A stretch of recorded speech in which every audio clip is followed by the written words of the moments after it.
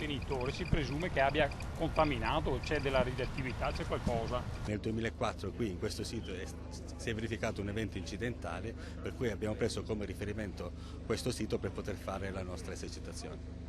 In questa zona dove siamo noi, dove sono questi due furgoni rossi che vedete, dove c'è scritto UCL, è in realtà il posto di comando avanzato. Diciamo che vi è un rischio basso come probabilità, ma le cui conseguenze potrebbero essere gravi in caso di contaminazione, quindi l'attenzione deve essere massima, cioè non ci possiamo permettere che le sorgenti radioattive che contaminano anche all'interno di un'azienda vadano al di fuori del recinto dell'azienda coinvolgendo la popolazione. Il tempo di dimezzamento è di qualche centinaio di anni di queste sostanze, quindi la loro attività durerebbe di sicuro troppo a lungo per essere sopportata.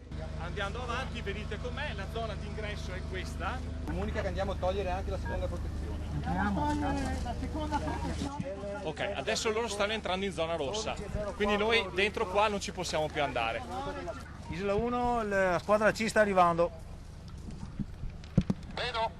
C'è della radioattività, c'è qualcosa.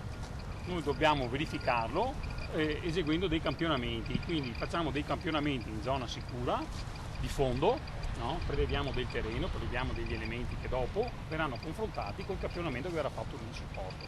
Questo suono di emissione va ad aumentare nel momento in cui si trova una sostanza radioattiva che ha un'emissione. 10,2.